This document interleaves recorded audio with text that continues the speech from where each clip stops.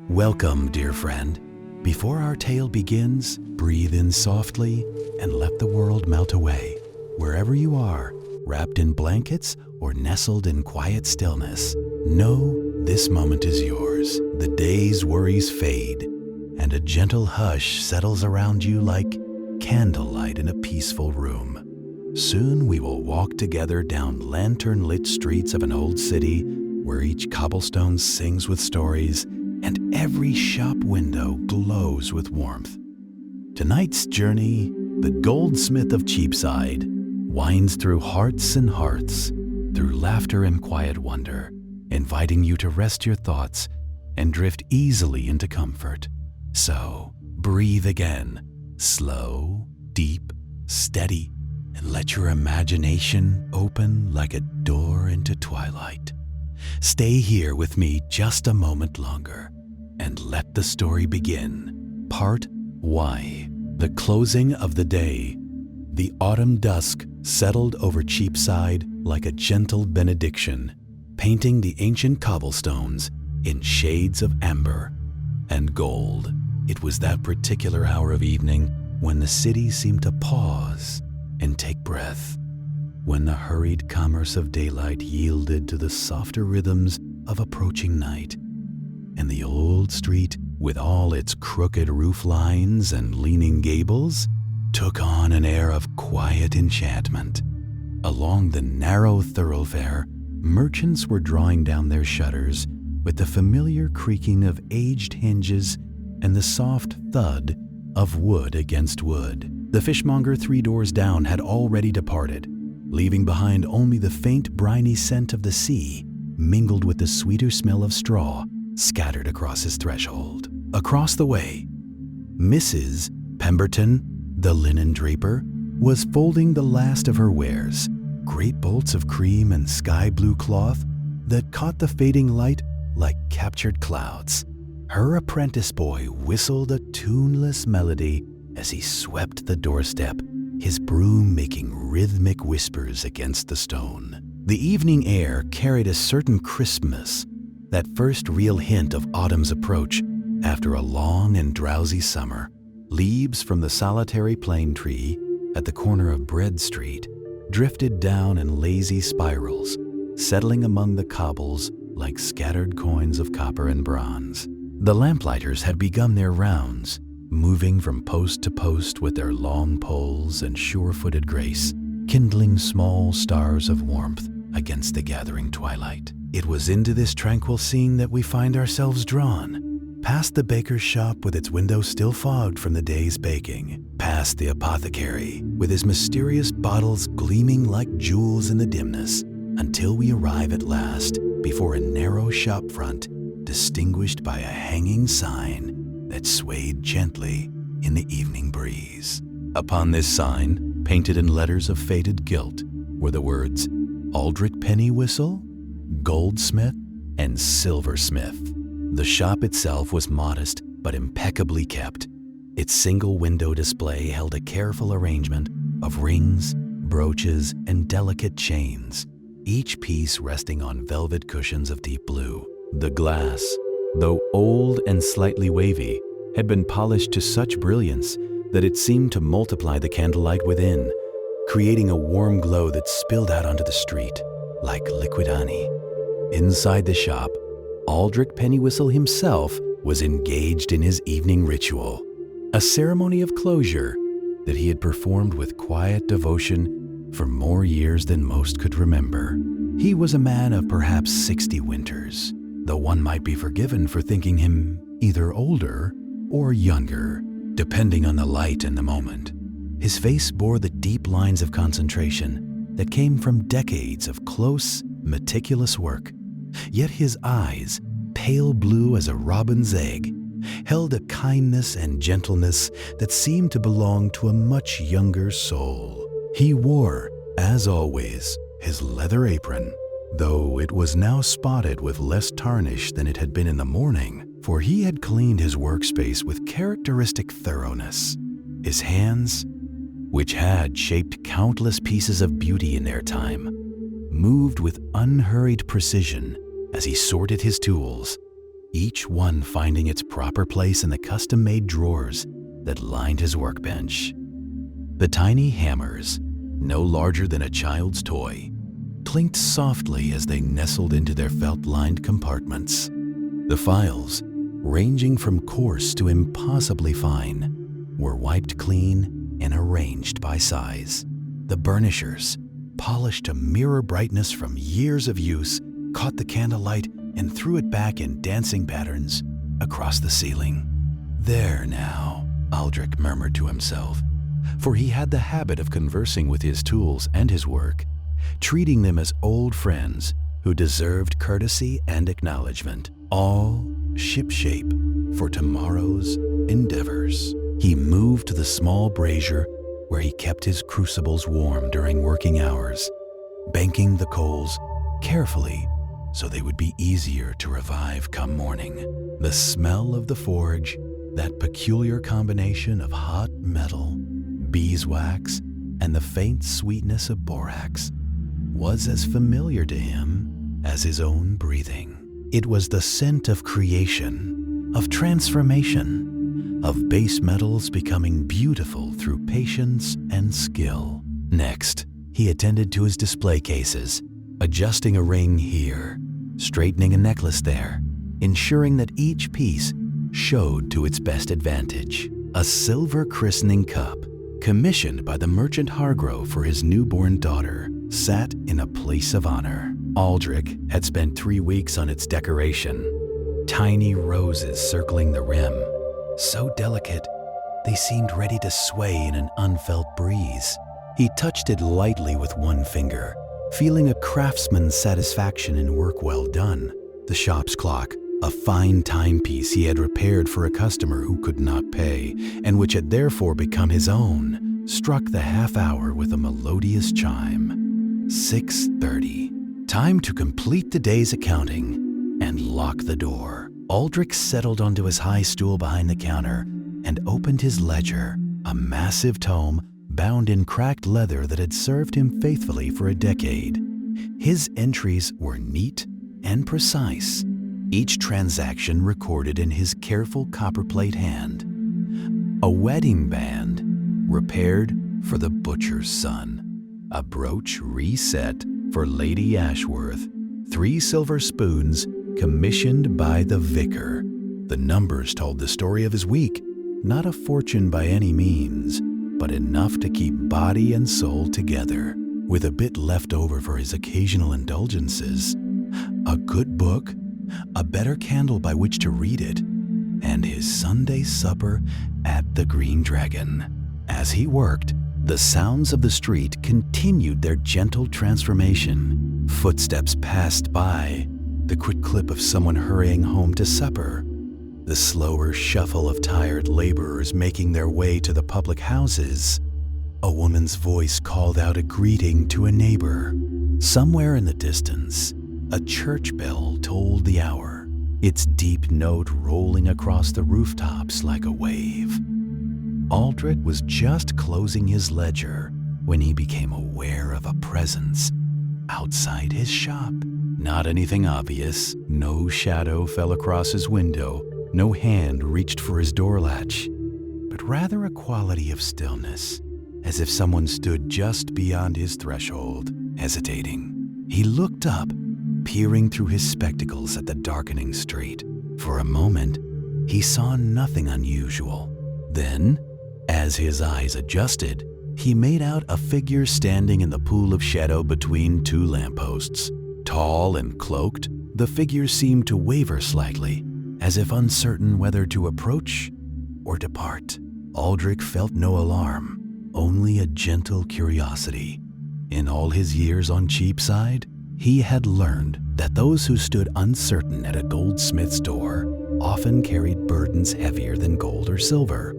Troubles of the heart, memories that needed mending, stories that sought telling. As he worked, the sounds of the street continued their gentle transformation. Footsteps passed by, the quick clip of someone hurrying home to supper, the slower shuffle of tired laborers making their way to the public houses.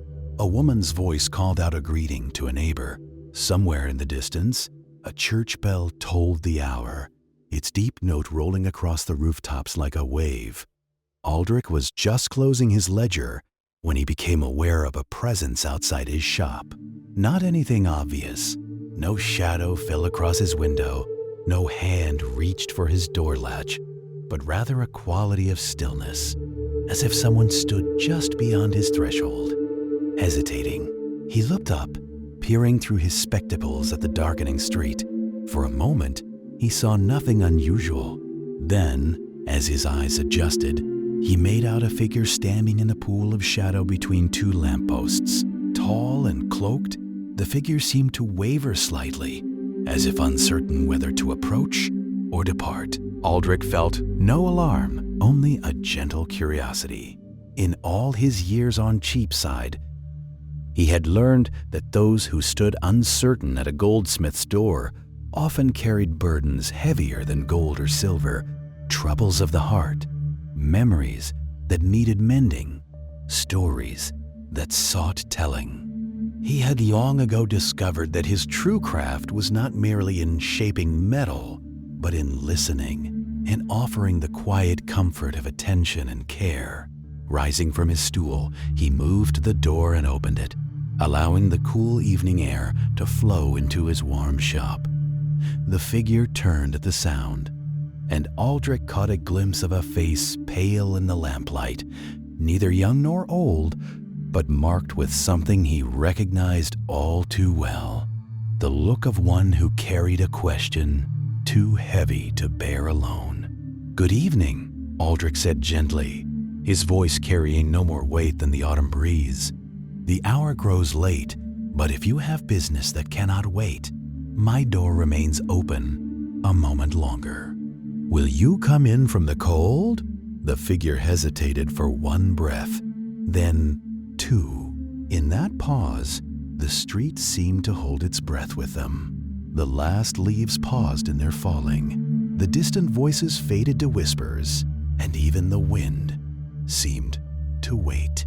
Then, slowly, the figure moved forward into the light. Aldrich stepped back, holding the door wide in welcome, knowing with the certainty that comes from long experience that the ordinary evening he had anticipated was about to become something quite different. What that something might be, he could not yet say, but he knew, with the quiet wisdom of a man who had spent his life crafting beauty from raw materials, that the night ahead held a story waiting to unfold. A story that perhaps needed his particular gifts to reach its proper conclusion. The golden light from his shop spilled out onto the cobblestones like an invitation, and as the cloaked figure crossed the threshold, Aldrich closed the door softly behind them, shutting out the gathering night and drawing the stranger into the warm, safe haven of his small domain. Outside, the lamplighters continued their rounds.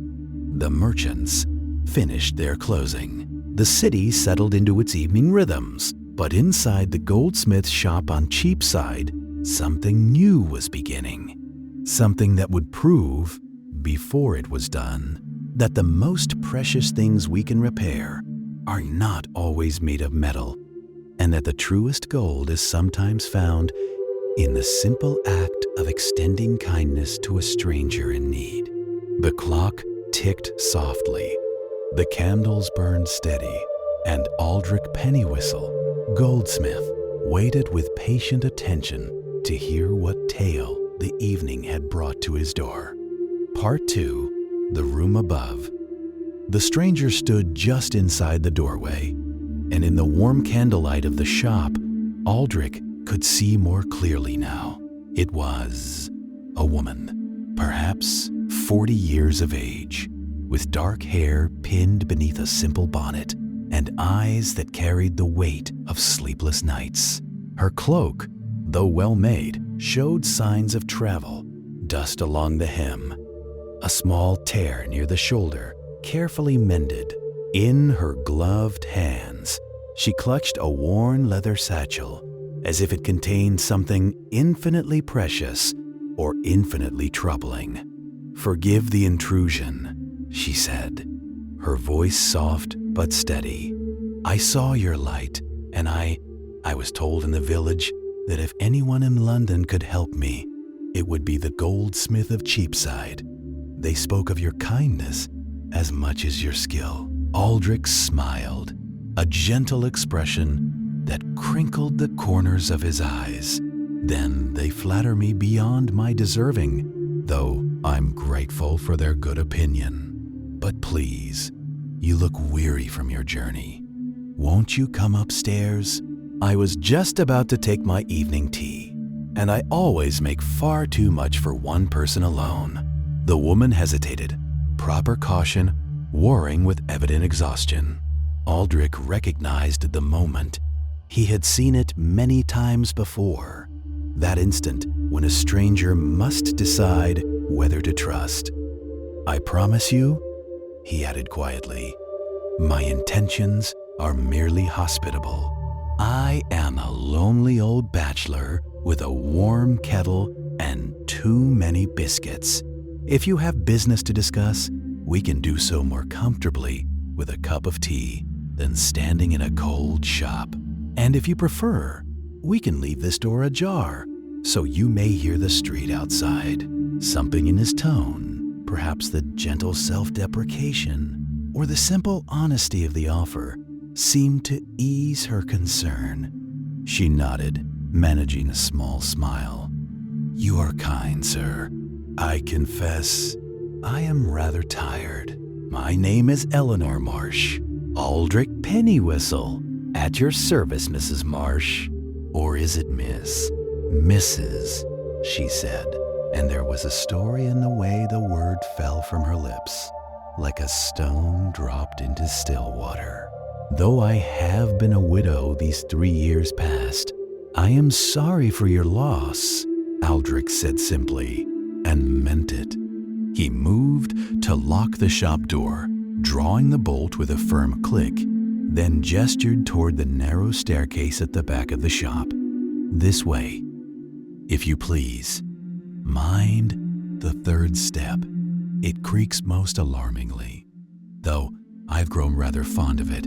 It serves as a sort of doorbell, you might say." The staircase was indeed narrow, the walls close enough that one might brush them with both elbows, but it was clean and well kept, and the wooden steps, though worn smooth by decades of use, were solid beneath their feet. Eleanor followed Aldrich upward, and, true to his word, the 3rd step announced their passage with a melodious groan. At the top of the stairs, Aldrich pushed open a door, and Eleanor found herself stepping into a room that seemed to exist outside of time, a place where comfort and simplicity had reached a perfect accord. It was not a large space, perhaps 20 feet square, but every inch had been arranged with thoughtful care. A small fireplace dominated one wall, and a modest fire crackled cheerfully within it, casting dancing shadows across the room. Before the fire sat 2 wing-backed chairs, their upholstery worn but clean, with a small table between them bearing a lamp and a book left open. Spine up, the walls were lined with shelves, some holding books, others displaying curious objects that spoke of a life lived with attention to beauty. A piece of driftwood worn smooth by water, a small collection of stones with interesting patterns, a bird's nest carefully preserved under glass. Near the window that overlooked the street stood a round table with 2 chairs, set for tea as if Aldrich had been expecting company. A copper kettle sat on a small spirit stove, already beginning to steam. The room smelled of wood smoke, old books, and something else, perhaps beeswax polish, or the lingering scent of the shop below. "Please, sit," Aldrich said, gesturing to one of the chairs by the fire. "I'll have the tea ready in just a moment."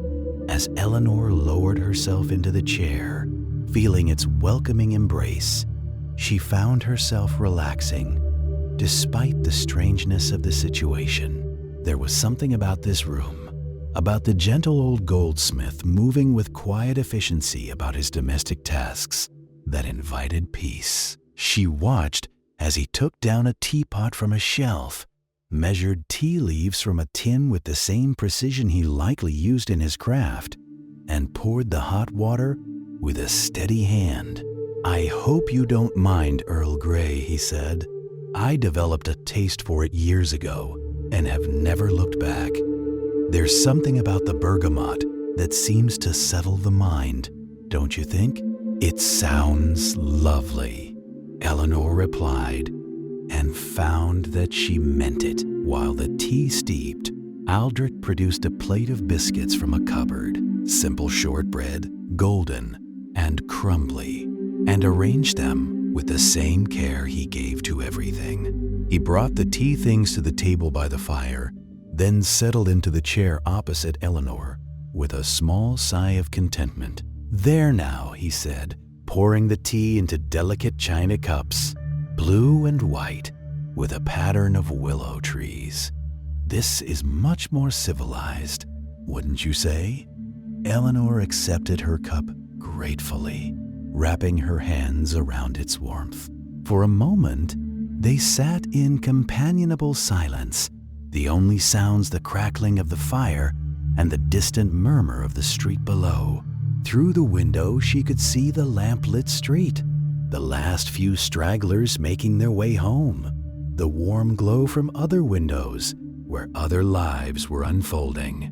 "You have a peaceful home, Mr. Pennywhistle," she said at last. "Aldrich, please, and thank you. It suits me well enough. I've lived here for 37 years, since I finished my apprenticeship and took over the shop from old Mr. Hartwell. He had no children, you see, and I had no family to speak of. He left me the shop in his will, and I've tried to honor his memory by maintaining it as he would have wished." "You must have been very young." 23, Aldrich confirmed. "Young and terrified, truth be told. But Mr. Hartwell had taught me well, and the neighborhood folk were kind. They gave their custom to the nervous young Goldsmith, and slowly I found my way. The years have a way of passing, don't they? One day you're a young man wondering if you can make a go of it, and the next, you're an old man with more memories than hair." Inside the shop, the air was thick with the sweet honeyed scent of beeswax mingled with the faint smokiness of tallow and the clean sharpness of new cotton wick. The walls were lined with shelves from floor to ceiling, and upon those shelves stood candles of every conceivable size and shape. Tall tapers for dining tables stood like soldiers in their wooden boxes.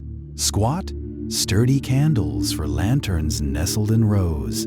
Delicate votives, no bigger than a thimble, weighted in paper wrappings. And larger pillar candles, substantial and serious, occupied the middle shelves with an air of quiet dignity. The single candle that had been burning through the night stood upon the counter near the window, its flame steady and unwavering, despite the drafts that found their way through the old building's many cracks and crevices. It was not an especially large candle, nor was it particularly ornate. It was made of good beeswax, pale gold in color, with a simplicity of form that spoke more eloquently than any decoration might have done. As the church bells of York Minster began to toll 6 o'clock, their deep voices rolling across the rooftops and chimney pots, a door at the back of the shop opened, and an elderly man emerged into the golden half-light of the workshop. Mr. Edwin Halbrook moved slowly, as befitted a man in his 73rd year, but there was nothing feeble in his movements. He carried himself with the careful precision of one who had spent a lifetime working with hot wax and open flame, where haste could mean burnt fingers or ruined work. His hair, what remained of it, formed a silver halo around his head in the candlelight.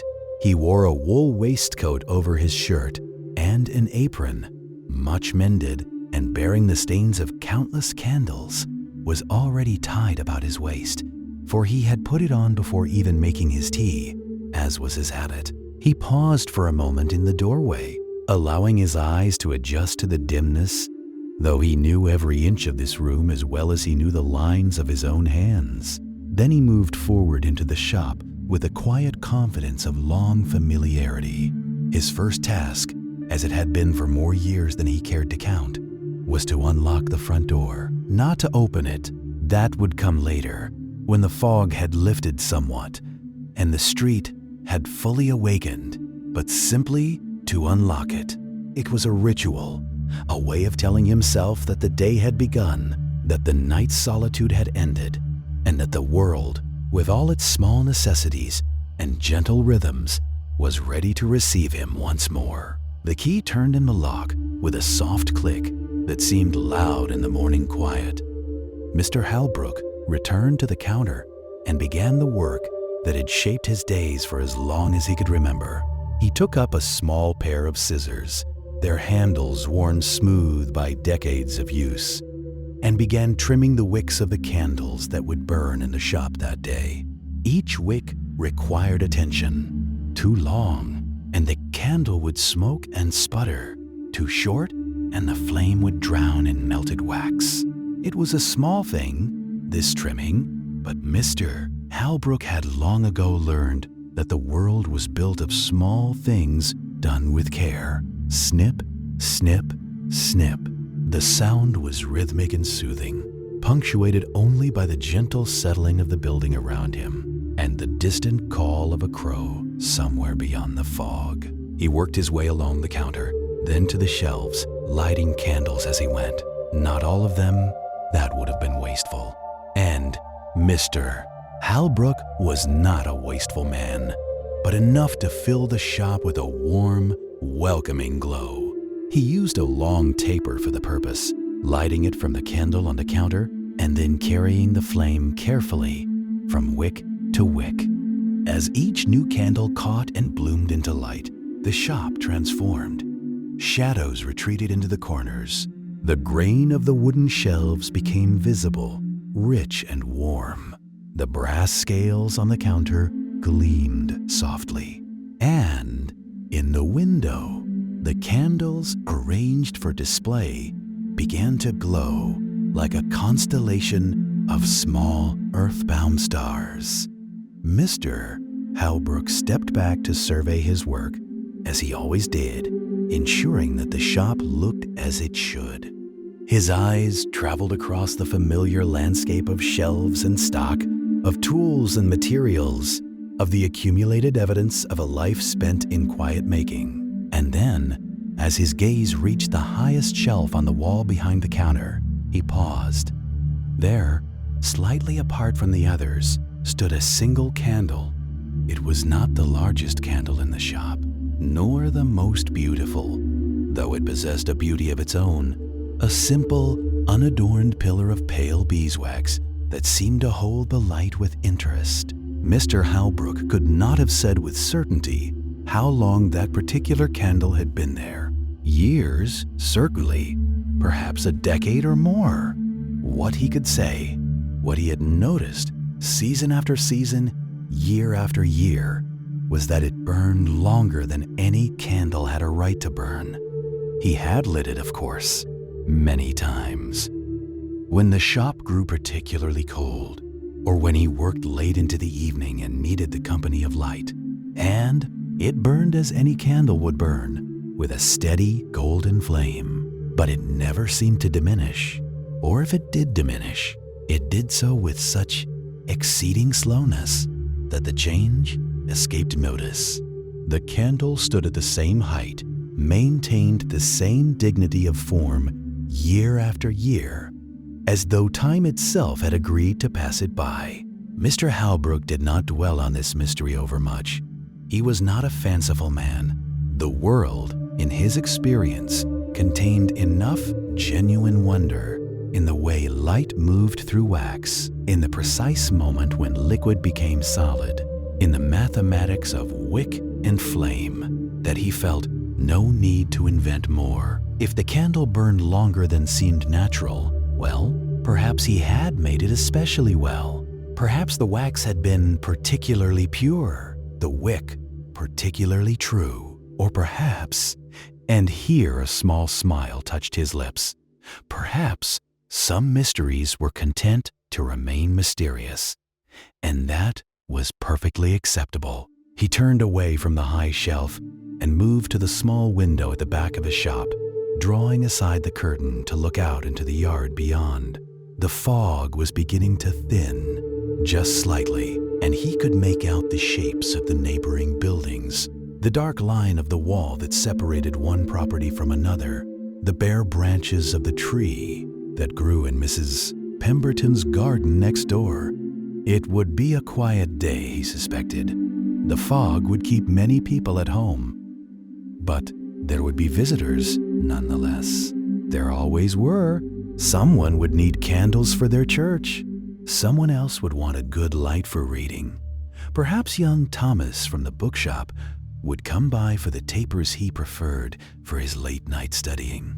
Mr. Halbrook returned to the front of his shop and settled himself on the tall stool behind the counter. He had an hour, perhaps, before anyone would knock at the door. Time enough for a cup of tea. Time enough to watch the morning light strengthen. Time enough to simply sit in the company of candlelight and silence, two things of which he had never grown tired. The candle on the counter continued to burn, its flame painting slow, wandering shadows on the ceiling above. Outside, York was waking. Somewhere, a door opened and closed. Voices called out greetings. The city was remembering itself, shaking off the night's dreams, preparing for the day's work. But here, in the small shop on Stonegate, time moved differently. Here, the day began as it always had, with light chasing back darkness, with small rituals performed with care, with the quiet knowledge that some things, warmth, welcome, the steady burning of a good candle, remained constant in a world much given to change. Mr. Halbrook drew a breath, feeling the warmth of the shop settle around him like an embrace. Outside, the fog would lift. Customers would come, work would be done. But for now, in this moment, there was only the gentle glow of candlelight, the sweet smell of beeswax, and the peaceful certainty of another day beginning as it should.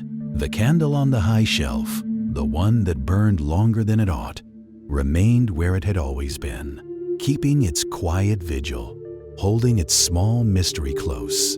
And in the window, the golden light continued to shine, a beacon for anyone who might be walking through the fog, a promise of warmth and welcome in the gray December morning. Part 2. Wax, Wick, and Quiet Hands.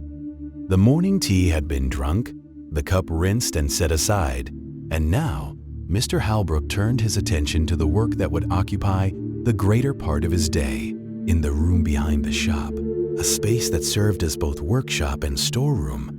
The tools of his trade awaited him with the patient silence of inanimate things that know they will be needed. He moved through the narrow doorway, ducking his head slightly, though the passage was tall enough, a habit formed over long years when his back had been straighter and the world a fraction larger. The workshop was smaller than the shop itself, but it possessed a completeness that the front room lacked. Here was where the true work happened, where formless wax became light, where the alchemy of his craft transformed simple materials into something useful and good. The table that dominated the center of the room bore the marks of decades of labor. Its surface was scarred and stained, darkened in places where hot wax had spilled and cooled, lighter in others where his hands had worn the wood smooth through endless repetition. Along one wall stood shelves holding blocks of beeswax, their surfaces dull gold in the dim light. Beside them, wrapped in cloth, were stores of tallow, less expensive, less fragrant, but necessary nonetheless for those customers whose purses could not stretch to beeswax. Mr. Halbrook ran his hand along the edge of the table, a gesture of greeting, of acknowledgement. Then he set about preparing his workspace with the methodical care that had become second nature. First, the fire. The small stove in the corner needed tending, its embers from the night before stirred to life and fed with carefully chosen pieces of coal. Not too much. The heat must be steady and even, not fierce. Wax was a delicate thing, for all its seeming solidity. Too much heat, and it would scorch, turning bitter and dark. Too little, and it would never properly melt, remaining thick and unworkable. He worked the bellows gently, coaxing the fire to a steady glow. The warmth began to spread through the small room, chasing away the morning chill that had settled in the corners. Mr. Halbrook could feel it on his face, on his hands, a warmth that spoke of work about to begin, of purpose about to be fulfilled. While the stove heated, he selected the wax he would work with today. His hands moved over the blocks with assurance, choosing 3, all beeswax, for he had an order to fill for the cathedral, and they would accept nothing less. The wax was cool and firm beneath his fingers, its surface slightly rough. He could smell it even before heating, that characteristic scent of honey and summer meadows, of flowers and industry, and the patient work of bees. He broke the blocks into smaller pieces using a broad-bladed knife, the wax fracturing along natural lines with satisfying cracks. The pieces went into a large copper pot, one that his father had used, and his father's father before that. The pot was burnished to a soft glow, its bottom darkened by years of heat, its handle wrapped in leather that had molded itself to the shape of hands, now long since. Still, Mr. Halbrook set the pot on the stove and watched as the wax began its transformation. It happened slowly, as all good things do. At first, nothing seemed to change. The pieces of wax sat in the pot, apparently impervious to the heat below. But if one watched closely, and Mr. Halbrook always watched closely, one could see the moment when the wax began to surrender. A faint sheen appeared on the surface of the pieces. The edges softened, grew rounded, and then, almost imperceptibly at first, the solid began to flow. It melted from the bottom up, turning liquid gold, pooling in the base of the pot, and slowly climbing the sides of the pieces that remained solid. Mr. Halbrook stirred gently with a wooden paddle, helping the process along, watching as piece after piece yielded to the heat and became part of the whole. The smell intensified as the wax melted, sweet and warm and infinitely comforting, filling the workshop and seeping through into the shop beyond. It was the smell of his childhood, of watching his father work, of learning that patience and attention were worth more than haste and force. It was the smell of countless quiet mornings, just like this, one of work done well, of craft practiced with care. When the wax was fully melted, Mr. Halbrook removed the pot from direct heat and set it on a trivet to cool slightly. Wax that was too hot would not hold a wick properly, would burn the cotton and make for a poor candle. It needed to cool to just the right temperature, hot enough to coat and penetrate, cool enough to begin setting almost immediately. While he waited, he prepared the wicks. They hung in bundles from hooks on the wall, long strands of braided cotton, clean and white and ready. Mr. Halbrook took down a bundle and cut it into lengths appropriate for the tapers he would make today. Each cut was measured not with a rule, but with his eye, an eye that had made this judgment so many thousands of times that it no longer required conscious thought. His hands simply knew. He arranged the cut wicks on the table, laying them out parallel to one another, straight and neat. Disorder in the beginning led to disorder in the end. And Mr. Halbrook had no patience for disorder, not from irritation. He was not an irritable man, but from the simple understanding that his craft deserved better. Outside, the fog had lifted somewhat, and through the high window of the workshop, a pale gray light filtered down. It mingled with a warmer light from the candles he had lit earlier, creating a soft illumination that was neither holy daylight nor holy candlelight, but something in between, a gentle diffused glow that seemed to suit the quiet work of the morning. Mr. Halbrook tested the wax with one finger, pressing lightly against the surface. It was ready. That particular warmth, that particular consistency, these were things he knew in his bones, knowledge accumulated through years of daily practice until it became instinct. He took up the first wick and dipped it into the wax. The process was simple. Lower the wick into the pot, immersing it completely. Lift it out. Wait.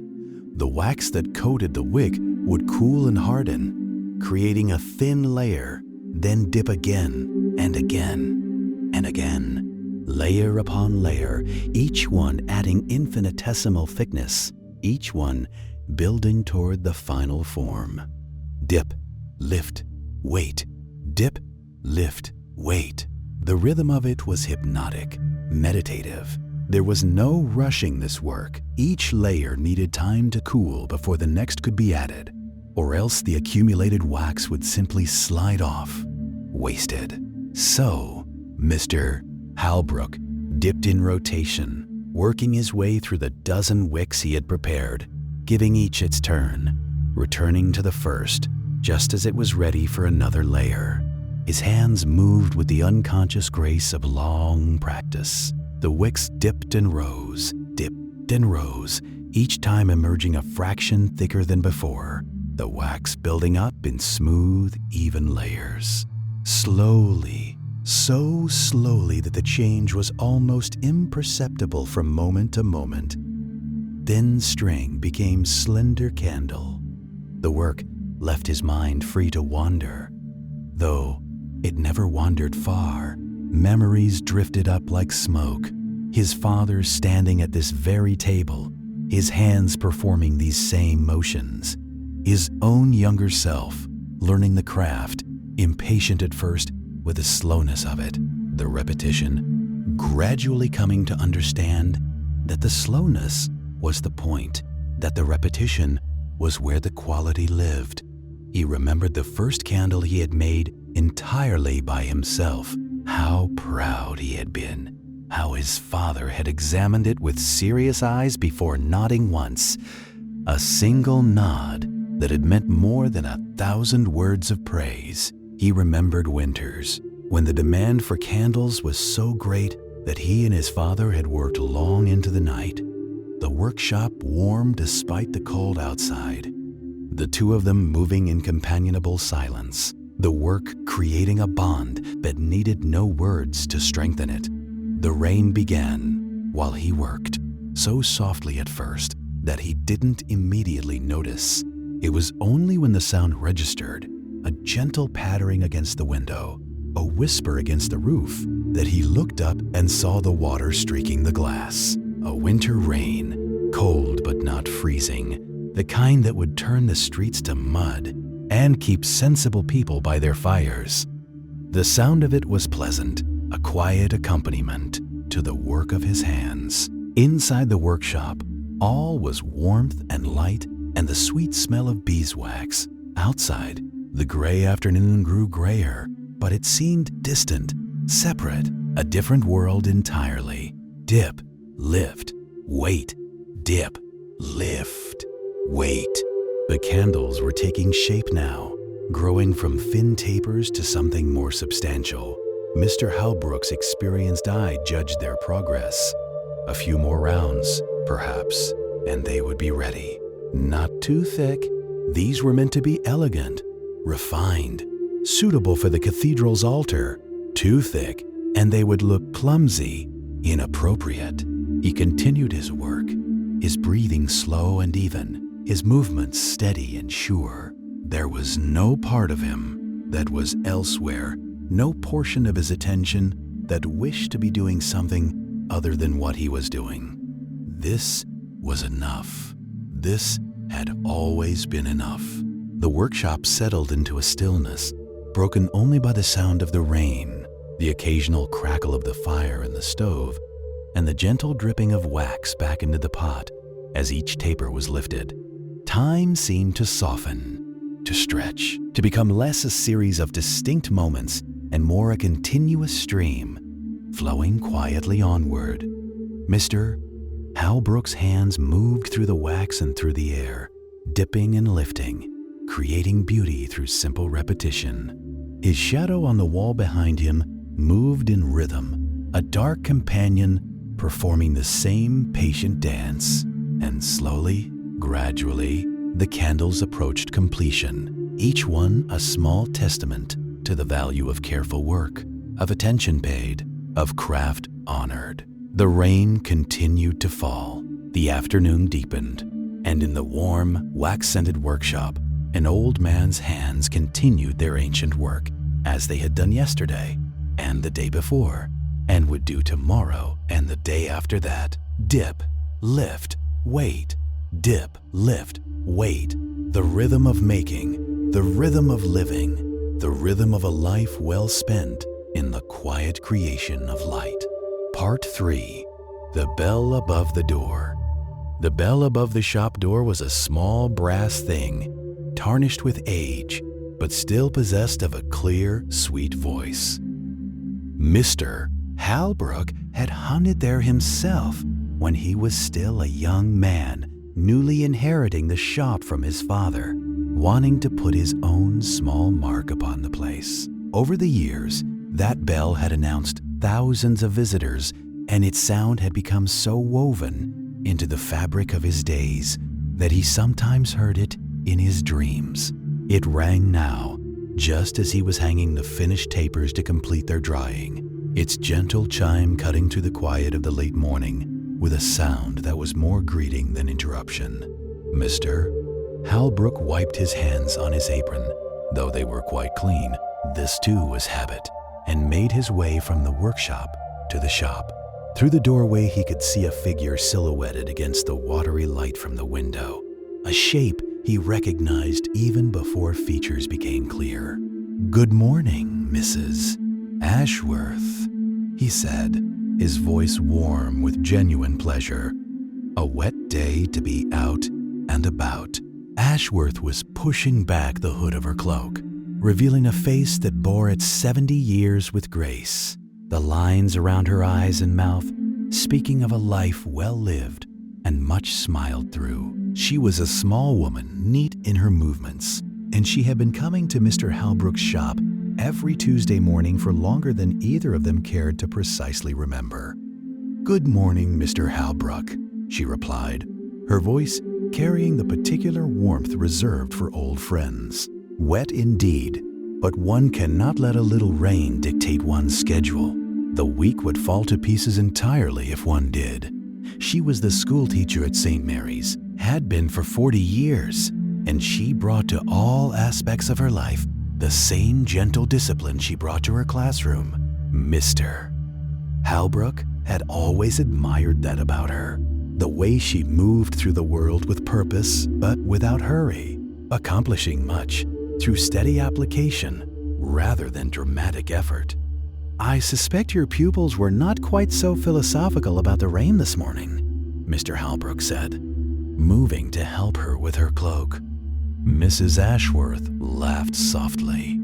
The younger ones arrived looking like a collection of drowned mice, all complaining most dramatically.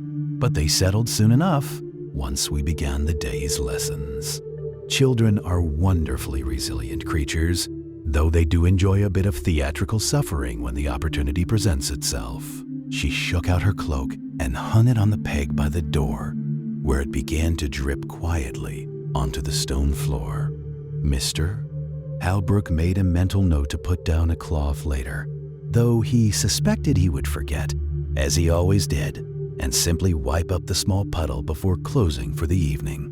"I've come for my usual order," Mrs. Ashworth said, turning to survey the shelves with the air of one who has time to spare and intends to enjoy spending it, though I confess I'm in no great hurry. "The children have their geography examination this afternoon, and Mr. Palmer is proctoring. I have a blessed hour of freedom before I need to return." "Then you must have tea," Mr. Halbrook said decisively. "The kettle is already hot, and I was just thinking how pleasant a cup would be." It was a small fiction. This, he had not been thinking of tea at all, but it was the sort of fiction that smoothed the social path, that allowed one to offer hospitality without making the other feel they were imposing. Mrs. Ashworth understood this perfectly well, and she smiled in acknowledgement of the gentle dance they were performing. "Tea would be most welcome," she said. "Thank you." Mr. Halbrook retreated to the small back room where he kept his personal things: a tin for tea, a small spirit kettle, 2 cups that had belonged to his mother, their porcelain so fine that light showed through when they were held up to a candle. He prepared the tea with the same careful attention he brought to his candle making, warming the pot, measuring the leaves, waiting for the water to reach the precise moment between boiling and cooling when tea was best made. When he returned to the shop, Mrs. Ashworth had settled herself on the chair he kept near the counter for those customers who wished to sit while they made their selections or discussed their orders. She had removed her gloves and was holding her hands out to the warmth radiating from the candles that burned throughout the shop. "It's always so wonderfully warm in here," she said as he handed her a cup of tea. "Even on the coldest days, one steps through your door and feels immediately comforted." "Candlelight carries warmth in more ways than one," Mr. Halbrook said, settling himself on his stool. "Though I confess the shop does stay warmer than one might expect. The workshop especially, all that melted wax, all those small flames. It's quite pleasant in winter." They sipped their tea in comfortable silence for a moment, the kind of silence that can exist only between people who have known each other long enough that conversation is a choice rather than an obligation. Through the window, the rain continued its gentle percussion against the glass. The street outside was largely empty, only the occasional hurried figure passing by, head down against the weather. The world seemed to have drawn in upon itself, seeking shelter and warmth, content to wait out the rain in whatever safe harbor it could find. "I've been thinking about candlelight," Mrs. Ashworth said eventually, her voice reflective. "Teaching the children about the invention of the gas lamp last week, and of course, they find it all terribly exciting, this modern world of ours, but I found myself rather sad, thinking about what we're losing." Mr. Halbrook nodded slowly. He had thought similar thoughts many times, though he tried not to dwell on them overmuch. Progress was coming, as it always did, and one could not stop it any more than one could stop the rain or the turning of the seasons. "Candlelight has a quality to it," Mrs. Ashworth continued, "a gentleness that these bright gas flames lack. When I was a child, we read by candlelight every evening. My father would light the candles one by one, and it was like a signal. The day's work was done. The night's peace had begun. There was something sacred about it, I think, something that marked the transition from labor to rest. There is an honesty to candlelight," Mr. Halbrook said quietly. "It doesn't pretend to be stronger than it is. It illuminates what is near and leaves the far corners in shadow. It reminds us that we cannot see everything, know everything, control everything, and there is a comfort in that, I find." Ashworth looked at him with the expression of someone who has heard a truth they already knew but had not known how to articulate. "Yes," she said softly. "Yes, exactly that." They sat together in the warm glow of the shop, two old friends sharing tea and thoughts, while outside the world rushed past in the rain. Here, time seemed to pool like candle wax, accumulating slowly, creating something solid and real from what had been liquid and formless. The children love candles. Still, Mrs. Ashworth said after a moment, at Christmas, when we light the ones on our classroom tree, they become quite reverent. Even the rowdiest boys fall silent. There's something about a candle flame that speaks to something deep in us, I think. Something ancient and essential. Fire was our first technology, Mr. Halbrook observed. Before tools, before language perhaps. The first thing we learned to carry with us, to create on demand. Light and warmth and safety, all in one small flame. We've been watching fires burn for as long as we've been human. It's no wonder it still speaks to us. You're quite the philosopher, Mr. Halbrook, Mrs. Ashworth said with a gentle smile. Not at all, he replied, a little embarrassed. Merely an old man who has spent too much time alone with his thoughts and his candles. I think perhaps candles make philosophers of us all, Mrs. Ashworth said. They burn quietly and steadily, and they invite us to do the same. The conversation drifted then to other matters. How the winter term was progressing, which students showed promise, how Mrs. Ashworth's sister in Durham was recovering from her illness. They spoke of the preparations being made for Christmas, of the decorations that would go up in the streets, of the services that would be held at the cathedral. Mr. Halbrook found himself mentioning, almost without meaning to, the candle on the high shelf, the one that burned longer than it ought. He had not spoken of it to anyone before, and he was surprised to hear the words coming from his own mouth. Mrs. Ashworth listened with interest, her head tilted slightly to one side, her expression thoughtful but not skeptical. Perhaps, she said when he had finished, it's the shop's way of holding on to something. Memory, maybe, or hope, or just the simple pleasure of burning a bit longer than expected. Mr. Halbrook considered this. That's a nicer explanation than most I've considered. Everything deserves a nice explanation if we can manage it, Mrs. Ashworth said firmly. The world is mysterious enough without us making it darker than it needs to be. They finished their tea as the church bells tolled noon, the sound rolling across the rooftops and in through the shop window, marking the passage of time in that old familiar way that had been marking it since long before either of them had been born. Mrs. Ashworth rose, straightening her skirts and reaching for her gloves. I suppose I must return to my duties. Mr. Palmer will be wondering where I've gotten to. Your usual order?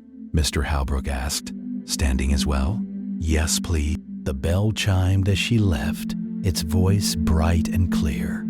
Through the window, Mr. Halbrook watched her make her way down the street, the parcel tucked under her arm, her step light despite the puddles. The shop seemed quieter after she had gone, but it was not an empty quiet. It was the quiet of a space that had just held friendship, that still bore the warmth of shared company. Mr. Halbrook collected the teacups and returned them to their shelf, then stood for a moment in the center of his shop, surrounded by candles, surrounded by light.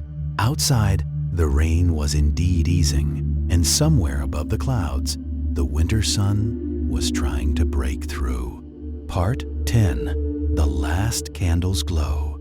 The hours passed softly, measured not by the ticking of clocks, but by the slow burning of candles, the gradual shift of shadows across walls and ceiling, the quiet settling of the building as night deepened around it. Mr. Halbrook had moved his chair from behind the counter to a position facing the window, though the curtains remained drawn. He sat there now, not quite dozing, but not quite fully awake either, existing in that peaceful state between consciousness and sleep, where thoughts drift like clouds and time loses its urgency. Sarah's candle burned on the counter, its flame steady and bright. Mr. Halbrook watched it from his chair, watched the way the light moved, the way the shadows danced, the way the whole shop seemed to breathe in rhythm with the flickering flame. One by one, the other candles in the shop had burned low. Mr. Halbrook had let them. He did not replace them as they guttered and died. Instead, he allowed the shop to grow gradually dimmer, to draw itself inward, to become smaller and more intimate as the pools of light contracted.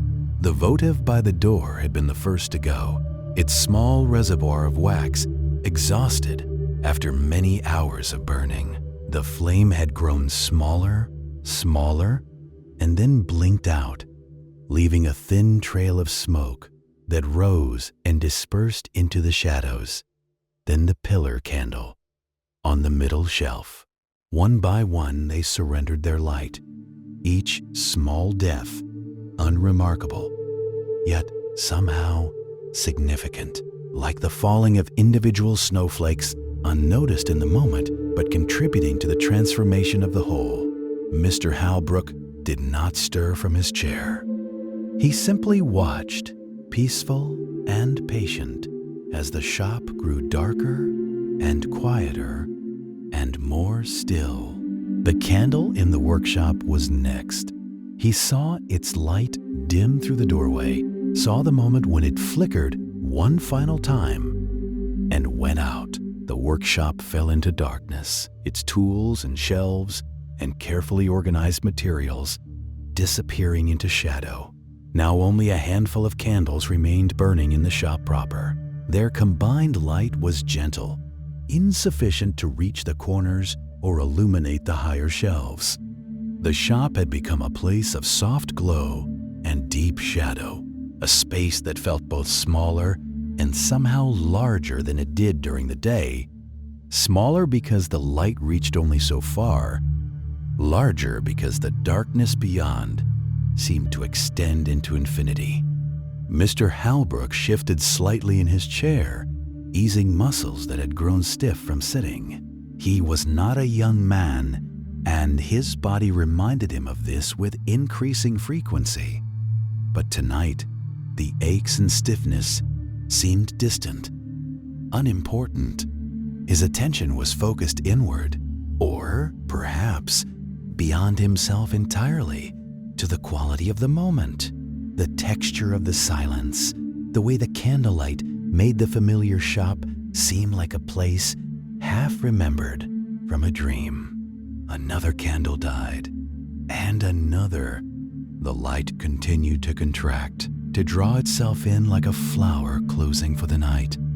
The shadows on the walls had taken on a life of their own.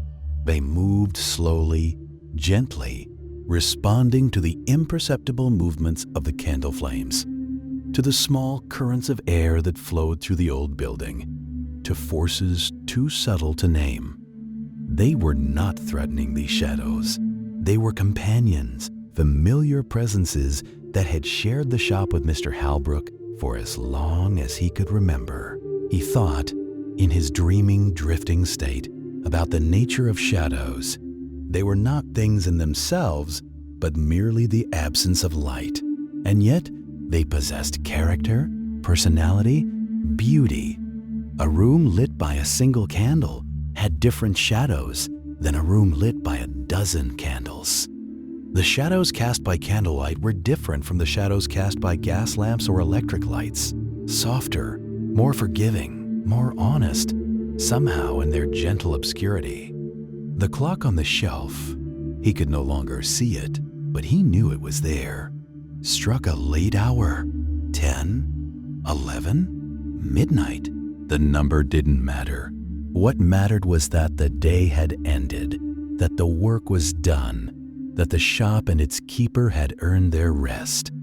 Only 3 candles still burned now. Besides Sarah's, they formed a triangle of light in the darkness. One on the counter to the left of Sarah's candle, one on a shelf to the right, one on the small table near Mr. Halbrook's chair. He watched them with half-closed eyes, watched their flames waver and dance, watched the light they cast pulse gently like a heartbeat. Time was doing something strange. It was both passing and standing still. Hours might have been minutes. Minutes might have been hours. Past and present seemed to exist simultaneously, overlapping, interpenetrating. Mr. Halbrook was sitting in his shop on a winter night in his 73rd year, and he was also standing at this same counter as a young man, learning from his father. He was also a boy, watching his father work with wide, wondering eyes. He was also ancient, older than the stones of York itself, older than time, eternal as the light he had spent his life creating. The candle nearest to him, the one on the small table, gave a final flicker and went out. The sudden diminishment of light was barely noticeable, yet it changed everything. The shadows deepened. The shop drew further into itself. 2 candles now, beside Sarah's. Mr. Halbrook's breathing had slowed, deepened. His eyes were barely open, just slits through which he perceived the world not as distinct objects, but as patterns of light and dark, moving and still, warm and cool. He thought he heard something, a sound so soft it might have been imagination. Footsteps, breathing, the rustle of cloth, but when he tried to focus on it, it faded, or perhaps had never been there at all.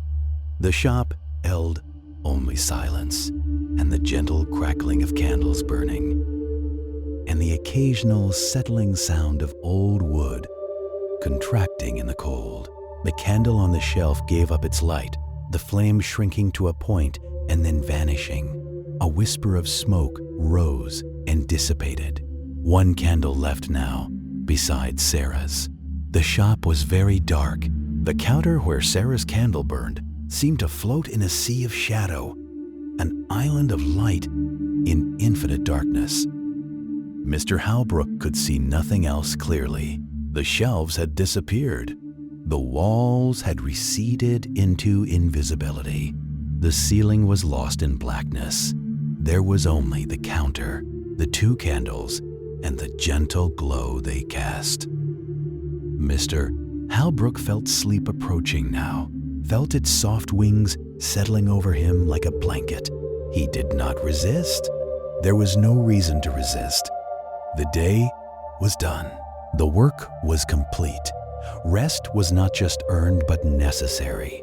His eyes closed, then opened slightly, then closed again. The last candle, not Sarah's, but the final companion that had been keeping vigil with it, burned lower, lower. Its wax pool deepened.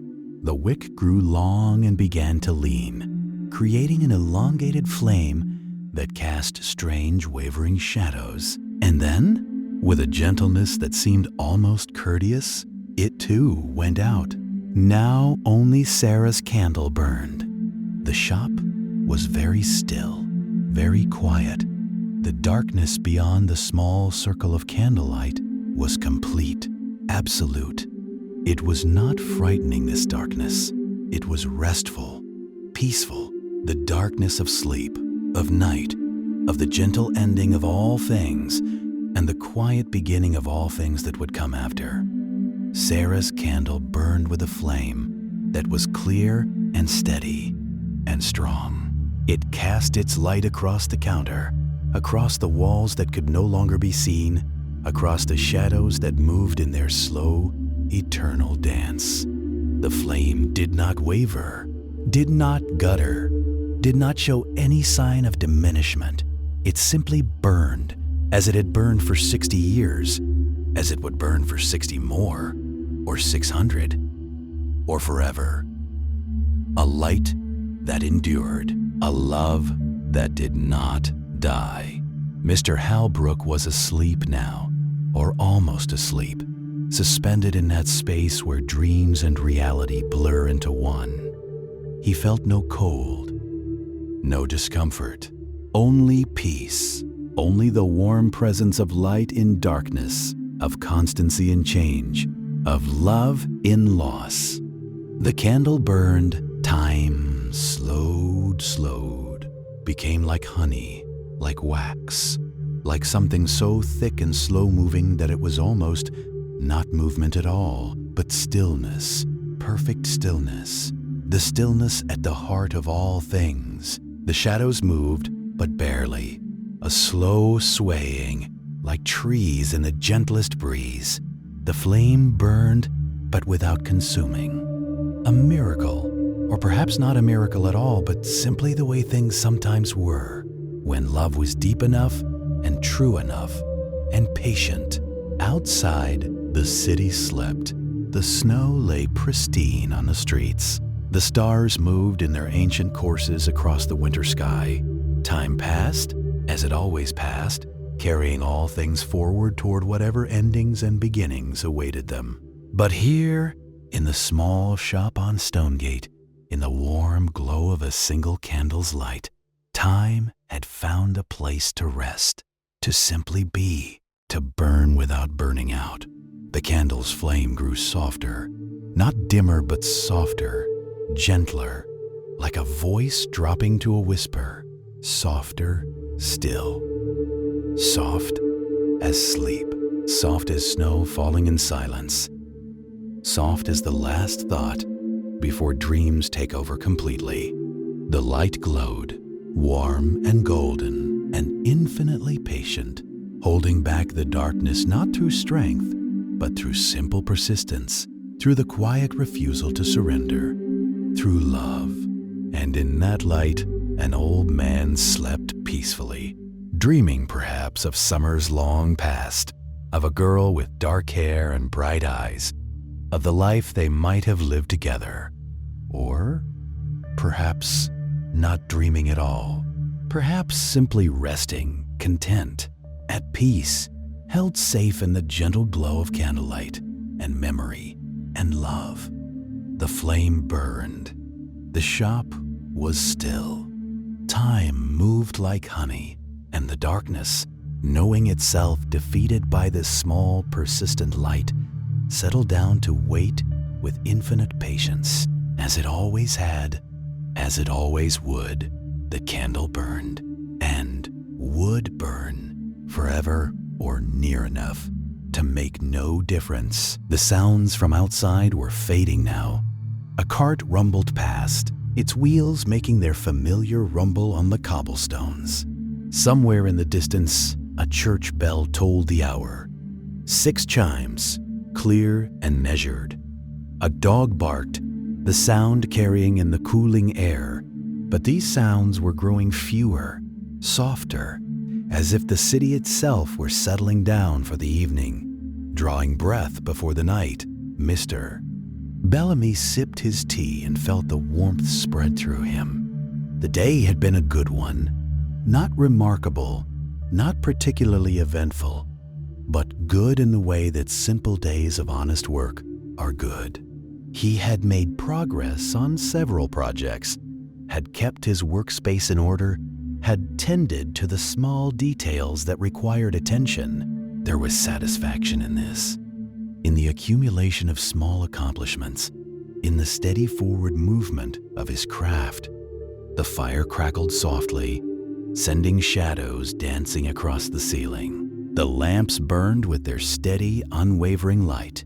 The toys on their shelves stood silent and patient, each one holding its particular character, its own small presence.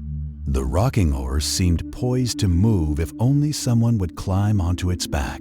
The dolls sat or stood in various attitudes, their painted faces serene. The soldiers maintained their eternal formation, ready for campaigns that would be fought only in imagination. Mr. Bellamy thought about all the evenings he had spent in this chair, in this workshop, over all the years of his working life. Thousands of evenings, each one much like this one, each one bringing its own particular quality of light and shadow, its own configuration of sounds from the street outside, its own texture of thoughts and feelings, and yet each one unique, unrepeatable, a moment that would come once and never again. There was something both melancholy and comforting in this awareness. Melancholy because it was a reminder of time's passage, of the way days accumulated into years and years into a lifetime, of the fact that he was old now and would not have infinitely many more such evenings. Comforting because it made each evening precious, made this moment of sitting with his tea by the fire something to be appreciated, to be fully inhabited rather than rushed through on the way to something else. He finished his tea and set the cup aside, then simply sat, watching the fire, listening to the quiet sounds of the workshop, the soft ticking of the clock, the occasional settling of coals in the grate, the faint creaking of the building as it adjusted to the cooling evening air. The sky outside had darkened further now, the sunset colors fading into deep blue and purple. The street lamps provided the primary illumination, their light making small pools on the pavement, leaving the spaces between in shadow. A few people still passed by, their figures briefly visible as they moved through the lamplight, then disappearing again into darkness. Mr. Bellamy rose from his chair and moved about the workshop, adjusting a lamp here, straightening a tool there, his movements slow and contemplative. He paused before the shelf where the cloth doll and his childhood soldier stood together and reached up to adjust the doll's faded blue dress, which had become slightly disarranged. The doll's painted face looked back at him, peaceful and patient, and he felt a surge of affection for this old toy that had survived so much, that held within its worn fabric such a weight of memory and meaning. "Good evening," he said softly to the doll and to the soldier beside it, and perhaps to all the other toys on all the other shelves, each one waiting for its moment, each one ready to bring joy or comfort to whatever child would eventually claim it. He returned to his workbench and took up the toy theater again, examining it in the lamplight. The painted flowers on the proscenium arch were nearly complete. A few more touches, and they would be finished.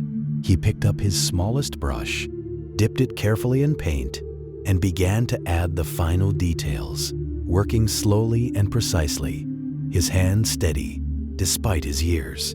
As he worked, the evening deepened into night. The last traces of sunset faded from the sky. The street outside grew quieter still, the sounds becoming more occasional, more distant.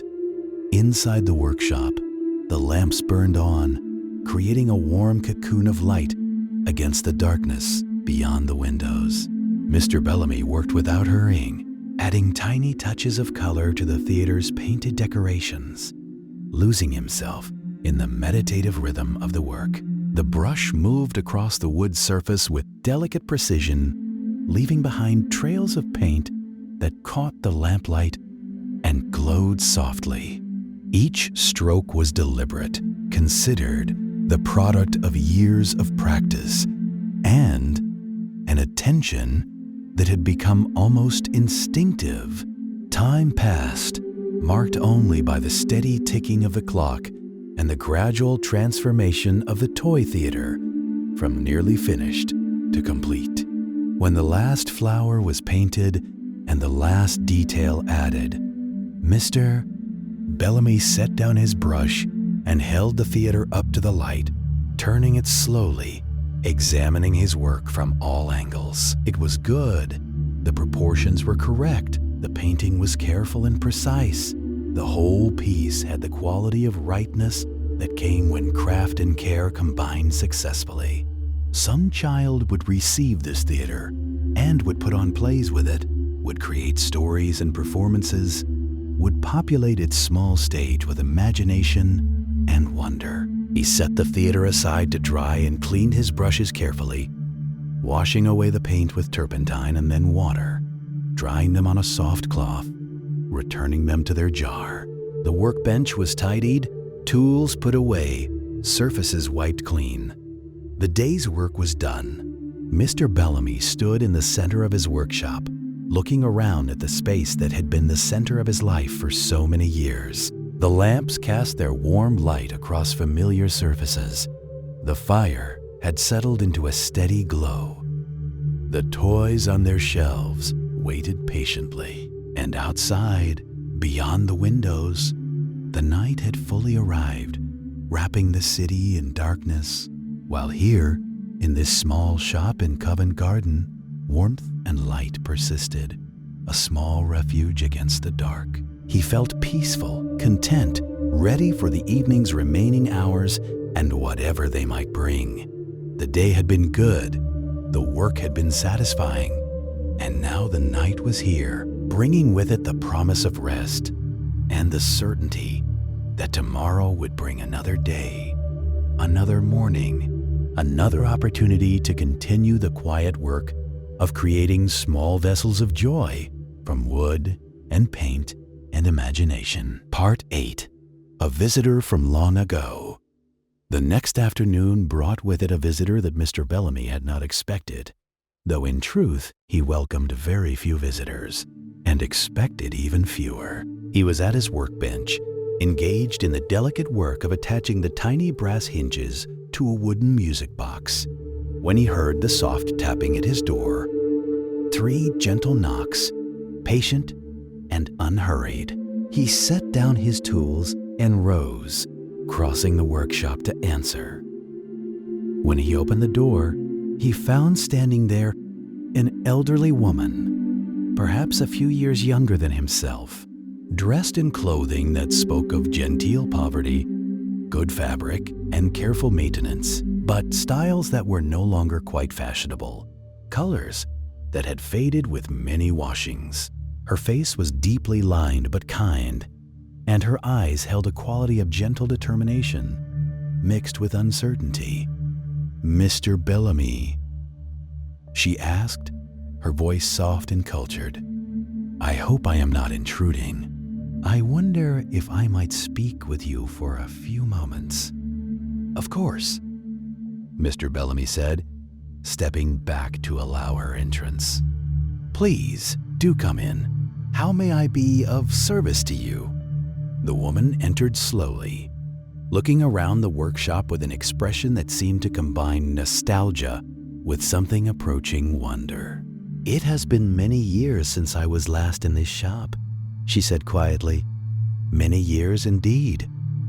I was not certain I would find it still here, still unchanged." Mr. Bellamy studied her face, trying to place her, but the memory would not come.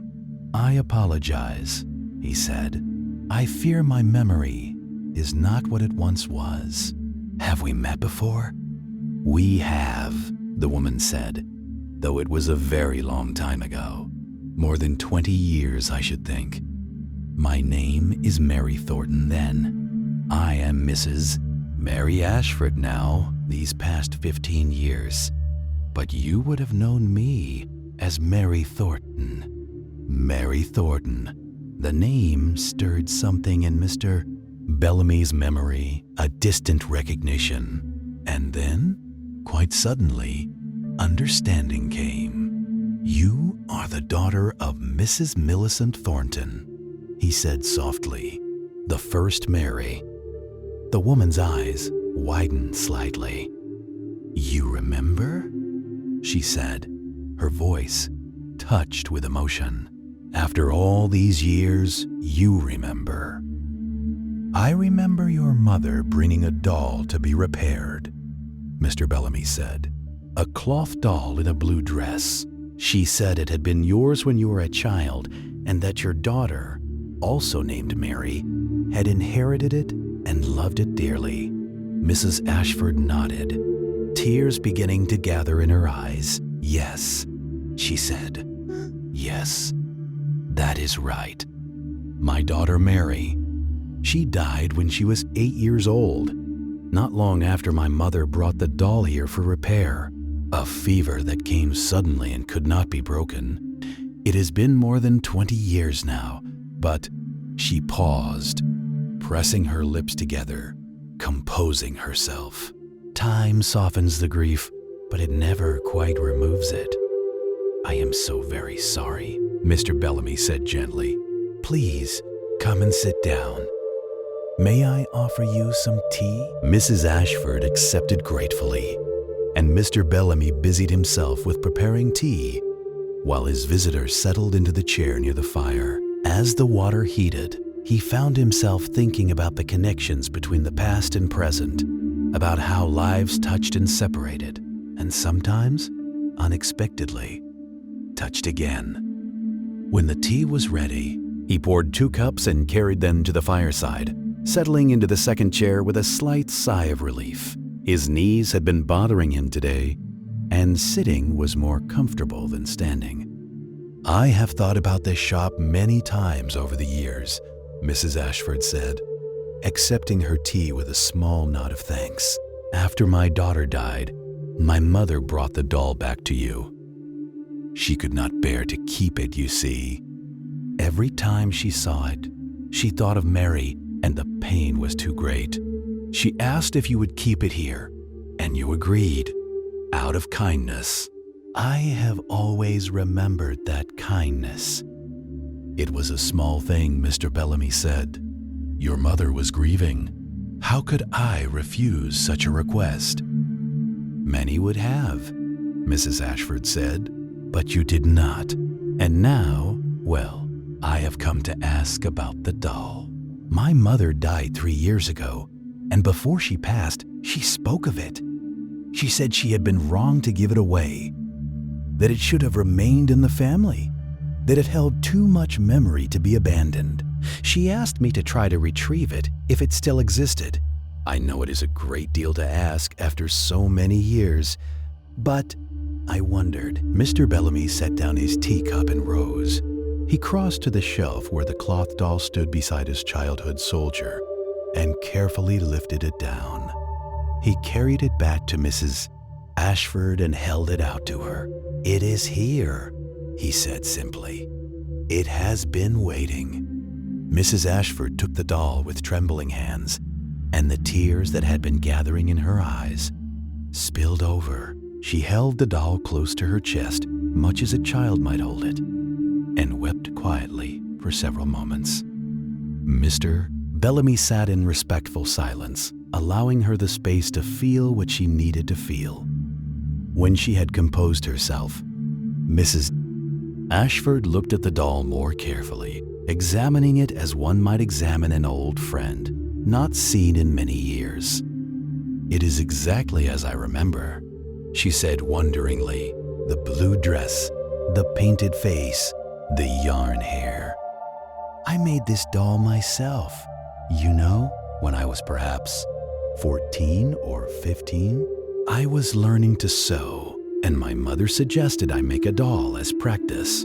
I remember choosing the fabric for the dress, painting the face with such care, and then I gave it to my own daughter when she was small, and she loved it just as I had loved it. It shows the signs of much love, Mr. Bellamy said gently. That is the best thing one can say about a toy. Mrs. Ashford nodded, running her fingers over the doll's faded dress. I embroidered my initials on the back, she said. M.T. Mary Thornton, as I was then. I wanted to mark it as mine, to claim it somehow. How foolish and how young I was. We all wish to leave our mark, to say I was here, I made this, I mattered. There was nothing foolish in that. Mr. Bellamy walked her to the door, moving slowly, feeling the weight of the day and the years in his bones. At the threshold, Mrs. Ashford paused and turned to him. We live such brief lives, she said quietly, and yet the things we make, the love we give, these can endure. My mother made this doll for me. I gave it to my daughter. Now I give it to my granddaughter. And perhaps someday she will give it to her own daughter. The people may pass away, but the love remains, held in cloth and paint and memory. That is a beautiful thought, Mr. Bellamy said. I hope it proves true. They said their farewells, and Mr. Bellamy watched from the doorway as Mrs. Ashford made her way down the street, the basket with its precious contents held carefully in her hands. She walked slowly, but with evident purpose, and he continued watching until she turned the corner and disappeared from view. He closed the door and returned to his workshop, feeling a mixture of emotions he could not quite name. Sadness for the loss of the doll, which had become a familiar presence during its years on his shelf, but also deep satisfaction that it was returning to the family that had created it, that it would know the hands of another child, that its story would continue. He looked at the shelf where the doll had stood, now holding only his childhood soldier. The soldier seemed somehow lonely without its companion, standing at attention in solitary vigil. Mr. Bellamy reached up and adjusted the soldier's position slightly, turning it so that it faced outward toward the workshop rather than toward the wall. His hands pressed down and forward, the heels of his palms finding the center of the mass and pushing it away from himself. The dough stretched and flattened under the pressure. Then he gathered it back with his fingers, folding it over itself, turning it a quarter turn to the right, and pressing again. Push, fold, turn. Push, fold, turn. The rhythm was as old as bread itself, unchanged since the first baker had discovered that working the dough in this particular way made it lighter, stronger, better able to hold the air that the yeast would create. The bakery was very quiet now, save for these sounds: the soft slap of dough against wood, the faint creak of the table as he leaned his weight against it, the ever-present whisper of the fire in the oven behind him. Outside, the fog still clung to Pudding Lane, though the darkness had retreated somewhat. The sky beyond the window was no longer black, but rather a deep dark blue, like ink diluted with water, the color that comes just before true dawn. Mr. Alderich's hands moved steadily, without hurry, without hesitation. The dough began to change beneath his touch. At first, it had been merely pliable, but now it was becoming something more. The gluten strands were aligning, forming an invisible network throughout the mass, giving it structure and strength. He could feel this happening, could sense the way the dough was becoming more elastic, more alive. When he pressed it now, it pushed back more firmly. When he stretched it, it resisted more strongly before yielding. This was the mystery and the magic of bread making. This transformation of simple ingredients into something greater than the sum of their parts. Flour, water, salt, yeast, nothing more than that. And yet, in the hands of a skilled baker, they became something that could sustain life, could warm bellies, could bring comfort on cold mornings. His fingers were white with flour dust that had worked its way into every crease and line. Beneath his nails, in the whorls of his fingerprints, coating the fine hairs on the backs of his hands, flour was everywhere, and he had long ago ceased to notice it. It was simply part of him, as much as his own skin. He thought, as he often did while kneading, of his apprentice days. He had been 14 years old when he had first stood at a baker's table, terrified and eager in equal measure. His master then had been a man named Bartholomew Price, a formidable figure with arms like hams and a voice that could shake the rafters when he was displeased. But his hands, when they guided young Thomas through the motions of kneading, had been surprisingly gentle. "Feel it, boy," Mr. Price had said, placing Thomas's small hands on the dough and covering them with his own enormous ones, guiding them through the rhythm. Don't just move your arms like you're pumping water from a well. Feel what the dough is telling you. It will speak if you learn to listen. At first, Thomas had not understood. Dough could not speak. It was merely flour and water, inert and silent. But Mr. Price had been patient, and gradually, over weeks and months and years, Thomas had begun to understand. The dough did speak in its own wordless language.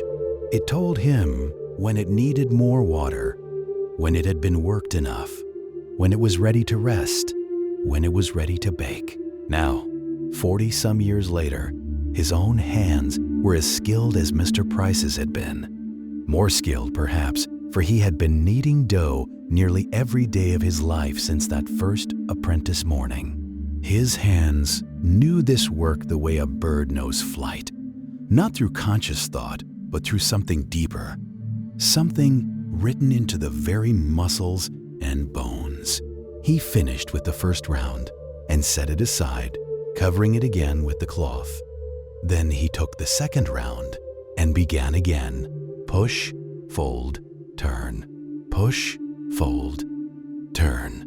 The lamplight flickered slightly as a draft found its way through some gap in the old building. The flame steadied itself and continued to burn, casting Mr. Alderwick's shadow large against the far wall, where it moved in time with his kneading, a dark, gentle giant, dancing slowly. The texture of the dough was perfect now. When he pressed a finger into it, the indentation remained for a moment, then slowly, almost imperceptibly, began to fill back in. Like memory, he thought. Like the way sorrow, pressed into the heart, eventually softens and fades, though it never entirely disappears. He did not often think in such poetic terms, but sometimes, in these quiet morning hours, thoughts came to him that would never have occurred in the bustle of the day. Perhaps it was the solitude, or the meditative rhythm of the work, or simply the peaceful hour before the world fully woke.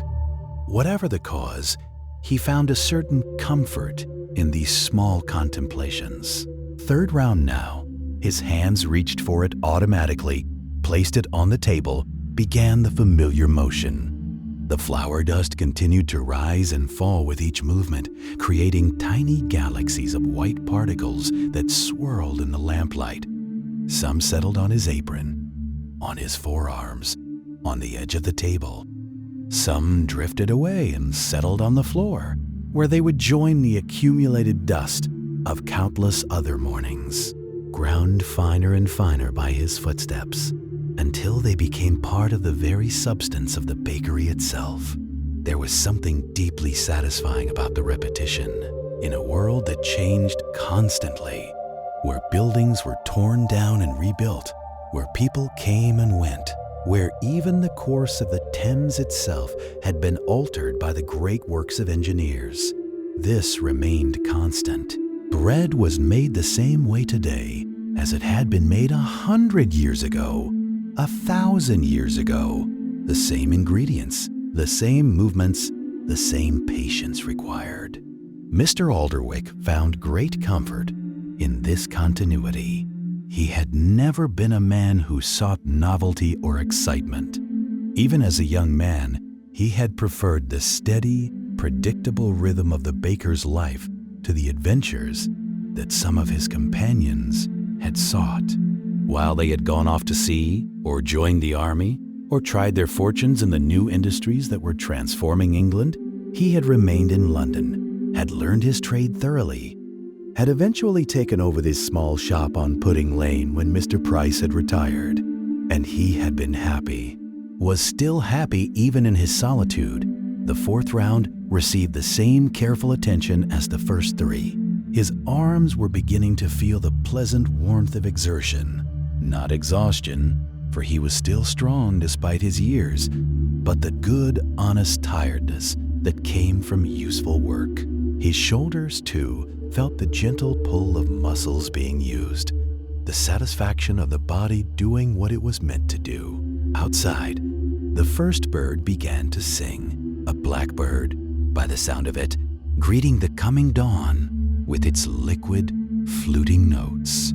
Others would join it soon, the sparrows with their cheerful chirping, the pigeons with their soft cooing, the occasional cry of a gull that had wandered inland from the river. But for now, just the one blackbird and the sound of kneading. Fifth round. The dough was becoming almost silky now under his hands, the surface so smooth that it reflected the lamplight with a subtle sheen. This was how it should be, this perfect balance of structure and softness, of strength and yielding. He could shape it into anything now, rounds or loaves or the plaited bread that some customers preferred for special occasions. But today, simple rounds, honest, straightforward loaves that would serve their purpose without pretension. He thought of the people who would eat this bread, the postman who came every morning for a small loaf to share with his tea, the seamstress from 2 streets over who always bought 2 rounds on Mondays to last her through the week, the young clerk who worked at the shipping office and who always seemed perpetually hungry, buying a large loaf that he would tuck under his arm and carry away with evident satisfaction. They relied on him, these regular customers, not in any grand or dramatic way, but in the small, steady way that people rely on the predictable comforts of their daily lives. He provided them with bread, and in doing so, he provided them with something more, with continuity, with reliability, with the knowledge that some things remained constant. Sixth and final round. He gave it the same care as all the others, neither rushing because it was the last, nor dawdling because there was no urgency. Each loaf deserved the full measure of his skill and attention. Each loaf would nourish someone, would become part of their body, would give them strength for their day's work.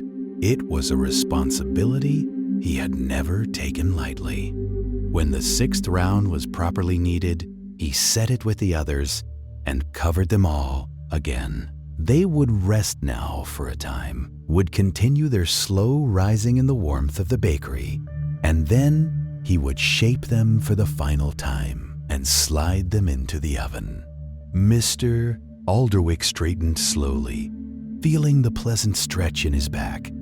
He flexed his fingers, dusted his hands together, sending up a small cloud of flour, and looked at his work. 6 rounds of dough rising peacefully beneath their cloth covering, and beyond them, set slightly apart, the mysterious 7th loaf, the one that rose differently, that seemed to glow in the lamplight.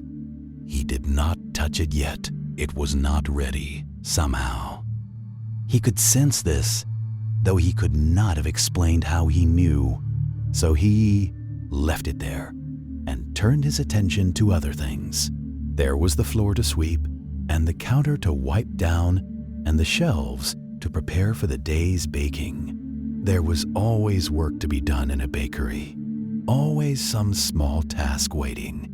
But his hands, as he reached for the broom, still held the memory of the dough, still felt the gentle resistance, the slow yielding, the ancient rhythm. Push, fold, turn. Push, fold, turn. The rhythm of bread and of life and of quiet morning hours when the world held its breath before beginning again. "Come in, please," Mr. Bellamy said, stepping back and gesturing into the shop. "It is too cold to stand about in doorways. Come in where it is warm, and you can tell me what you need." The girl entered slowly, her eyes growing wide as she took in the shelves of toys surrounding her on all sides. She turned in a slow circle, looking up and around, clearly overwhelmed by the abundance of carved and painted wonders. Her hands were clasped tightly in front of her, and she seemed almost afraid to move, as if worried that she might accidentally damage something. "Have you been to my shop before?" Mr. Bellamy asked, returning to his work stool but remaining attentive to his small visitor. The girl shook her head. "No, sir, but I have looked in the window many times. When my mother sends me to the market for vegetables, I always walk this way so I can see the toys. They are very beautiful, sir." "That is kind of you to say," Mr. Bellamy replied. "What is your name, my dear?" "Annie, sir." "Annie Fletcher." "Well, Miss Annie Fletcher, I am Mr. Bellamy, and I am very pleased to make your acquaintance. Now, you were about to ask me something when you were at the door. What was it you wished to know?" Annie's hands twisted together nervously. "I wanted to know, sir, how much a toy would cost. Just a small toy, nothing fine. Only I have been saving my pennies, and I thought perhaps I might have enough." Mr. Bellamy regarded her with gentle attention. "That depends on the toy, of course. Different toys cost different amounts. But tell me, is this toy for yourself or for someone else?" "For my brother, sir," Annie said, her voice becoming slightly stronger now that she was speaking of her purpose. "He is only 4, and he has been poorly this winter. A cough that will not leave him. The doctor says he must stay indoors and rest, but he gets so restless and unhappy. I thought if he had a toy, something to play with and imagine with, it might help him pass the time more cheerfully." "I see," Mr. Bellamy said, nodding slowly. "That is very thoughtful of you, to think of your brother's happiness. What sort of toy were you considering?" Annie looked around at the shelves, clearly overwhelmed by the choices. "I do not know, sir. Something simple that he could hold in his hands and carry about. He likes animals especially. We saw a horse once when we went to the country to visit our aunt, and he talked of it for weeks afterward." Bellamy rose and moved to one of the shelves, considering the various toys displayed there. "How many pennies have you managed to save?" he asked. Annie reached into her pocket and produced a small cloth purse, which she opened carefully. She counted the coins onto her palm. 7 pence, sir," she said, a note of pride in her voice. "I have been saving for 2 months. I help the greengrocer's wife on Saturday mornings, carrying bundles for the customers, and she gives me 2 pence each time.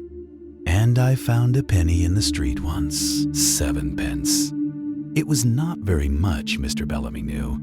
Most of his toys sold for considerably more. The simpler ones for a shilling or 18 pence, the more elaborate ones for several shillings or even more. But he also knew what it meant for a child to save 2 pence at a time, to guard those coins carefully and resist the temptation to spend them on sweets or small treats. He scanned the shelves, looking for something appropriate. His eye fell on a small carved horse that he had made some weeks earlier. It was a simple piece, carved from pine, painted brown with a black mane and tail, standing perhaps 4 inches high. He had made it as a practice piece while working out the proportions for a larger commission. And it had no particular destination. The work was good, the proportions were correct, but it was indeed simple compared to some of his more elaborate pieces.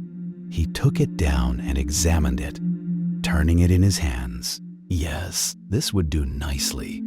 It was small enough for a young child to hold easily, sturdy enough to withstand rough play, and the workmanship was sound even if the design was plain. "What about this?" he asked, showing it to Annie. "Do you think your brother might like it?" Annie's face transformed, lighting with delight. She reached out tentatively, and Mr. Bellamy placed the horse in her hands. She held it carefully, reverently, examining it from all angles. "Oh," she breathed, "it is perfect, sir. It is exactly like the horse we saw. He will love it, I know he will. But her expression fell slightly. How much does it cost, sir? Mr. Bellamy appeared to consider the question carefully, though in truth, he had already made his decision. Well, he said slowly, it is a simple piece, as you can see. Not as elaborate as some of my work. I should think 7 pence would be a fair price for such a toy. Annie's eyes widened. Truly, sir? You would sell it for exactly what I have. I would indeed, Mr. Bellamy said. It seems to me that a toy is worth exactly what someone is willing to pay for it. And you have clearly worked hard to save your 7 pence. That makes the horse worth precisely that amount. Annie's eyes had become bright with tears that she was clearly fighting to hold back. Thank you, sir, she said, her voice trembling slightly. Thank you so very much. You are very kind. She counted out her 7 coins onto the workbench, placing each one carefully as if it were something precious. Mr. Bellamy accepted them and placed them in his cash box, then took a piece of brown paper and wrapped the horse carefully, tying it with string. There, he said, handing her the package. That should keep it safe on your journey home. Give your brother my best wishes for a swift recovery, and tell him that this horse is very brave and will go on many adventures with him. Annie clutched the package to her chest, her face glowing with happiness. I will, sir. I will tell him he is going to be so pleased. He has been so sad, lying in bed day after day. This will cheer him. I know it will. She moved toward the door, then paused and turned back. Sir, you are the kindest man I have ever met. When I am grown and have money of my own, I shall come back and buy more toys from you, the finest ones you have, and I shall give them to children who need them. I promise. Mr. Bellamy felt a warmth spread through his chest, a tightness in his throat. That is a fine ambition, Miss Fletcher. I hope you will be able to fulfill it. But for now, hurry home to your brother. The day is cold, and you should not be out longer than necessary. Annie nodded and slipped out the door, but not before favoring him with one more brilliant smile. He watched through the window as she walked away down the street, the wrapped package held carefully in both hands, her step considerably lighter than it had been when she arrived. When she had disappeared around the corner, Mr. Bellamy returned to his workbench and opened the cash box, looking at the 7 pennies Annie had given him.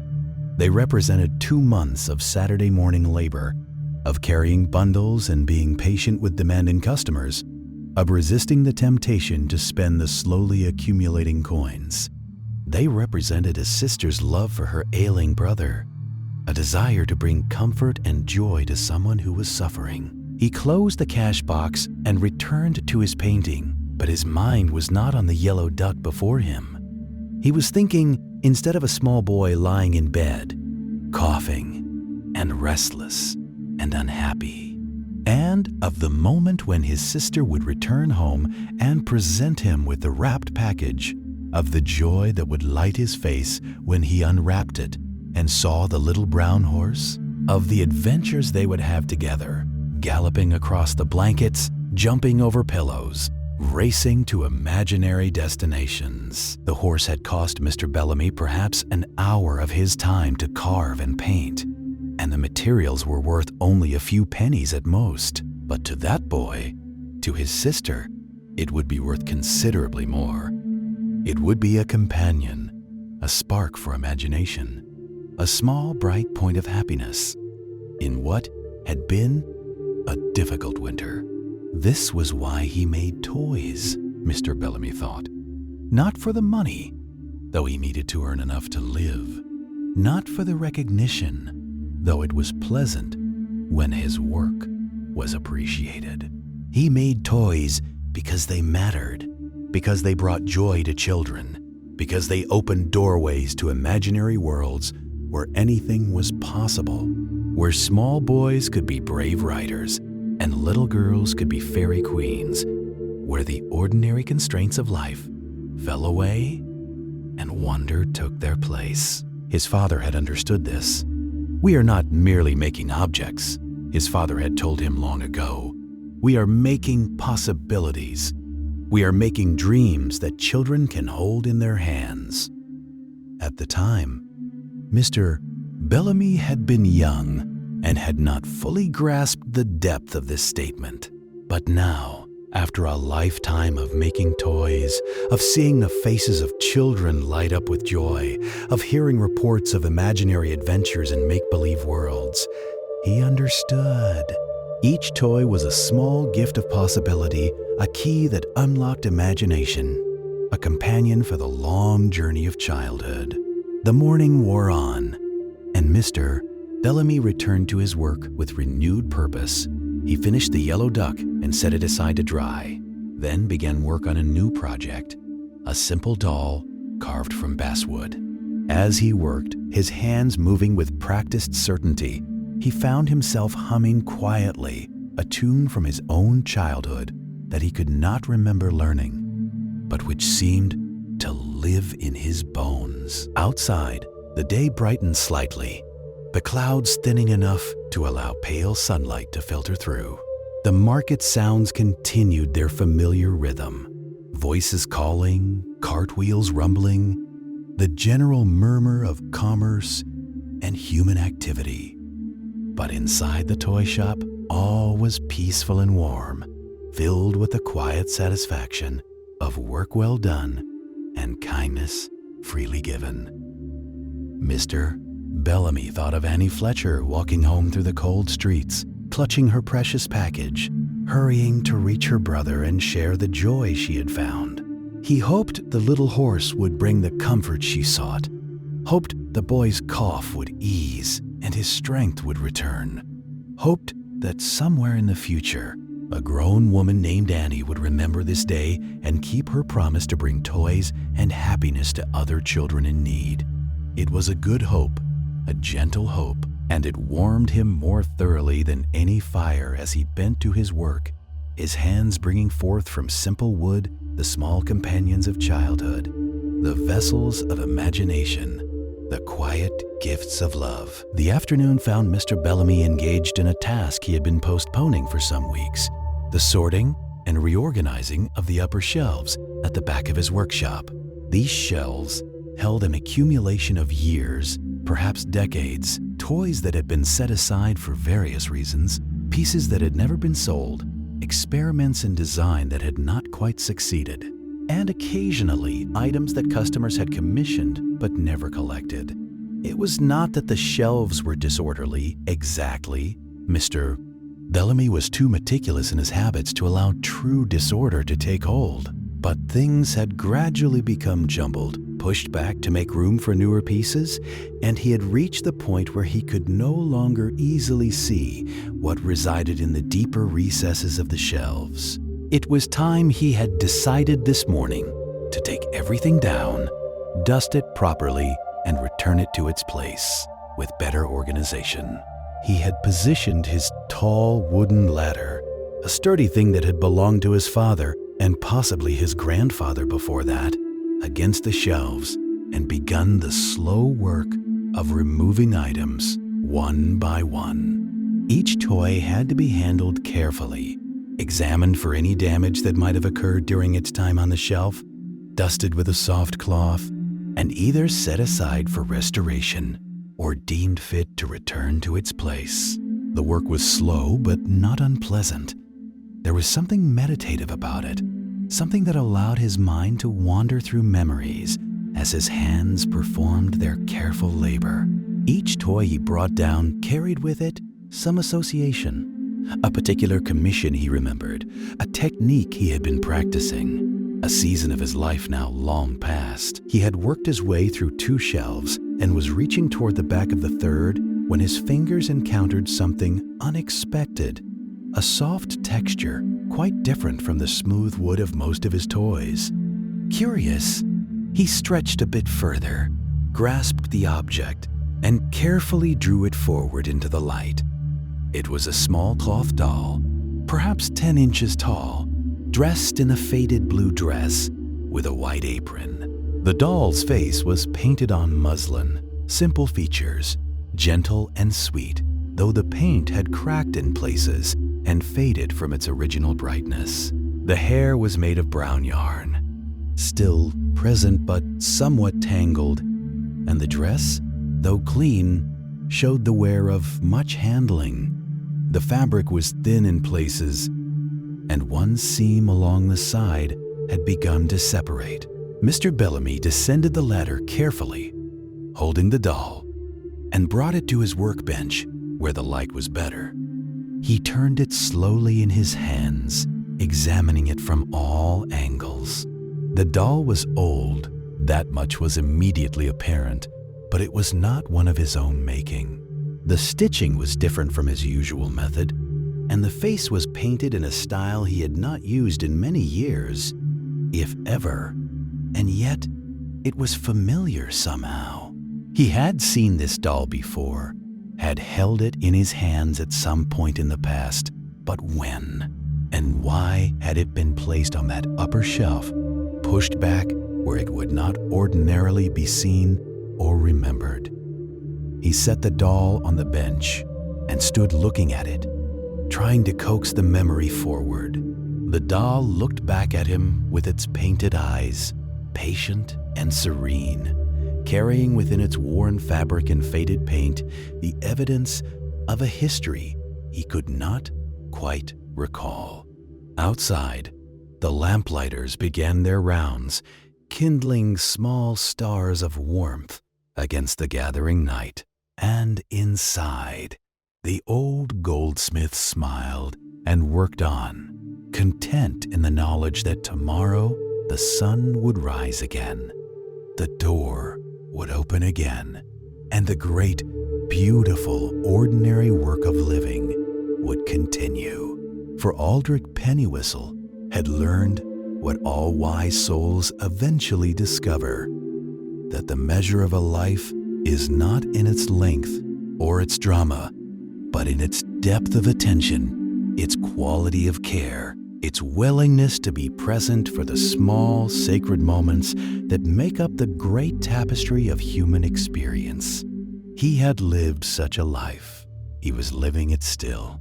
And when his time came, as it would come to all, he would leave behind not monuments or fortunes, but something far more precious, the memory of kindness, the legacy of skill, the quiet example of a man who had chosen day after day to make the world just a little more beautiful, one careful repair at a time.